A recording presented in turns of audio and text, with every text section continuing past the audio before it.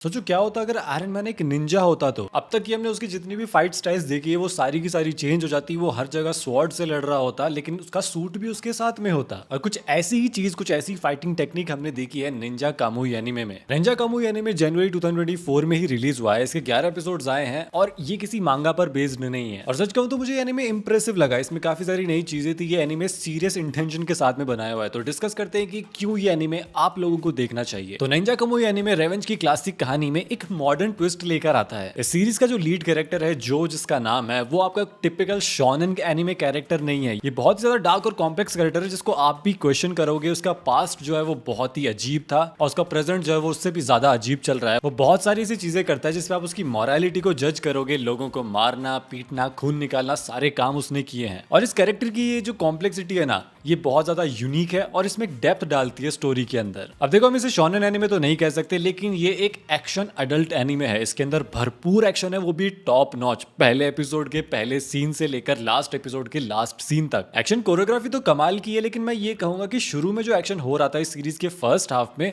वो hand to hand combat ज्यादा था, जहां पर निंजा टेक्निक्स यूज हो रही थी। लेकिन जैसे जैसे सीरीज प्रोग्रेस करती है, ये फाइट कन्वर्ट हो जाती है। ऐसा लगता है कि पावर रेंजर्स लड़ रहे हैं आपस में या फिर ट्रांसफॉर्मर्स लड़ रहे हैं, क्योंकि इन निंजास के पास में कुछ सूट्स आ जाते हैं। लेकिन इस चीज पर सवाल उठाना भी गलत है, क्योंकि सीरीज का नाम ही यही है, निंजा कामुई, जहाँ पे कामुई जो है वो सूट का नाम है। तो अब ये उनकी क्रिएटिव चॉइस थी कि उनको सूट्स डालने थे इसके अंदर और इस फाइट को थोड़ा मेका बनाना था। पर फिर भी कहूंगा कि अगर ये सिर्फ और सिर्फ हैंड टू हैंड कॉम्बैट रहता तो मेरे ख्याल से बहुत ज्यादा मजे आते, क्योंकि लास्ट एपिसोड में एक हैंड टू हैंड फाइट होती है जो सबसे बेस्ट फाइट थी पूरी सीरीज की। जितने भी फाइट सीक्वेंसेस है ना, वो सब के सब बहुत ज्यादा फास्ट पेस्ड है, जहां पर हमें इंप्रेसिव स्किल्स दिखती है इन सभी कैरेक्टर्स की। और साथ में ब्रूटैलिटी तो भाई भर भर के, मतलब खून तो ऐसे फैल रहा है ना। और ये एक्शन सीन इतने ज्यादा ब्रूटल थे कि पूरी सीरीज को डार्क और ग्रिटी बनाते हैं। कहीं पर भी कॉमेडी तो नहीं हुई है भाई। लेकिन अगर एक्शन के अलावा बात करें तो हर एक एनीमे के अंदर हमें देखने को मिलता है कि उसकी वर्ल्ड बिल्डिंग बहुत बढ़िया होती है। मतलब ज्यादातर एनीमे में होती है जितने मैंने देखे उसमें, और इसमें भी वही केस है। निंजा कामुई का जो वर्ल्ड है वो बहुत ज्यादा रिच है। इसमें फ्यूचर टेक्नोलॉजी के साथ में ओल्ड निंजा ट्रेडिशंस को कंबाइन किया गया है, और जो मिक्सचर बन के आता है ना, उसको एक्सेप्ट करने में आपको शायद से थोड़ा टाइम लगे अगर आपने कम एनीमे देखे हैं तो। पर फिर भी इस वर्ल्ड की हिस्ट्री बहुत ज्यादा रिच है, जहां पर निंजा क्लैन है, उनकी कुछ हिस्ट्री रही है, उसमें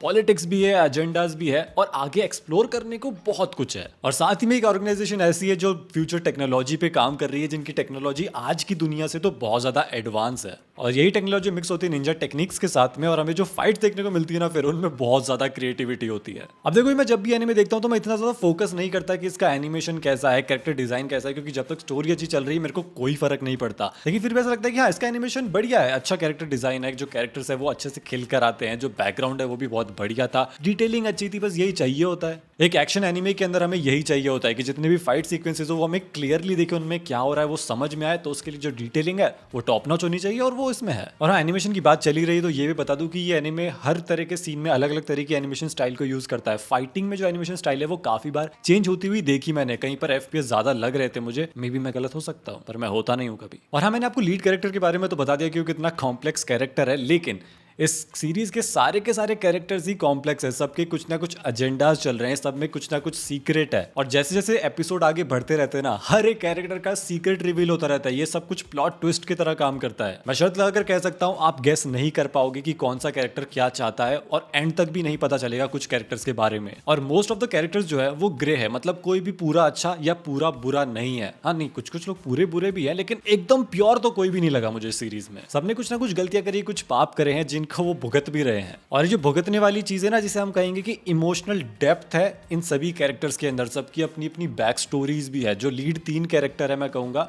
जिसमें से एक के बारे में थोड़ा कम ही बताया गया, जिसका नाम है जाई। लास्ट एपिसोड में उसकी बैक स्टोरी रिवील होती है जो हमें काफी ज्यादा सैड करती है। और जो हमारा लीड कैरेक्टर है उसके साथ में तो जो कुछ भी चल रहा होता है ना, सब कुछ सैड करने वाला ही था। अब देखो, वैसे तो मैं वायलेंस देख लेता हूँ सीरीज के अंदर, एक हद तक मुझे जमता है, लेकिन इसमें इतना ज्यादा है कि मैं भी सोचा था यार ये खून खराबा स्किप करो भाई। सोचो इस लेवल का वायलेंस है इसमें, ब्रूटैलिटी दिखाने से ये लोग पीछे नहीं हटे बिल्कुल भी। अब देखो, वायलेंस जो है वो ब्रूटल है, बड़ा अजीब है, लेकिन एक तरह से सुंदर भी लगता है। मतलब वो पता नहीं एनिमेशन की वजह से या क्या सीन है, लेकिन ये जो स्टाइलाइज्ड ब्रूटैलिटी उन्होंने दिखाई है ना, ये हार्श रियलिटी भी दिखाती है निंजा वर्ल्ड की, कि कैसे निंजास जो थे, या निंजास जो अभी होते हैं, एनीवे निंजास कितना ज्यादा वायलेंस करते हैं। उनके कोड्स होते हैं, पैक्ट्स होते हैं, ऑनर होता है, पता नहीं क्या क्या होता है, जिसके चलते वो लोग हर किसी का खून ही करते रहते हैं इस सीरीज में, रियल लाइफ की बात नहीं कर रहा। तो हाँ, मैंने पहले कहा था कि टेक्नोलॉजी का बहुत अच्छा खासा यूज किया है, तो टेक्नोलॉजी इस सीरीज के अंदर बहुत ज्यादा इंपॉर्टेंट है, क्योंकि आगे चलकर जितनी भी फाइट्स होती है ना, उनमें समझाया जाता है कि कैसे ये सूट्स काम करते हैं, इनके पीछे की टेक्नोलॉजी क्या है, how are they related to the user of this suit. अब ऐसा तो है नहीं कि हमने कभी सूट्स वाली फाइट नहीं देखी, पावर रेंजर्स से देखते आ रहे, पावर रेंजर्स में होती है, ट्रांसफॉर्मर में होती है, मार्वल सिनेमैटिक यूनिवर्स में होती है, और वैसा ही यहाँ पर भी है। तो इस चीज में तो शायद से आप एडजस्ट कर लोगे, बस फर्क ये है कि यहाँ पर निंजा स्टाइल में फाइट होती है। निंजा कामुई मैं कहूंगा कि एक्शन एनिमे फैंस के लिए तो मस्ट वॉच है, क्योंकि इसमें स्टोरी जो है वो भी डार्क है, स्टोरी टेलिंग अच्छी है, इसकी वर्ल्ड बिल्डिंग और कैरेक्टर्स भी इतने ज्यादा अच्छे हैं कि आपको रिसर्च करने में मजा आएगा कि किस कैरेक्टर ने कब क्या कहा था, उस किसके क्या मोटिवेशन है, किसकी क्या बैक स्टोरी है। तो देखो, मुझे नहीं पता है कौन से प्लेटफॉर्म पे अवेलेबल है, लेकिन आप लोग जुगाड़ लगा के देख लेना। मैं आपको मिलूंगा अगली वीडियो में। So tell me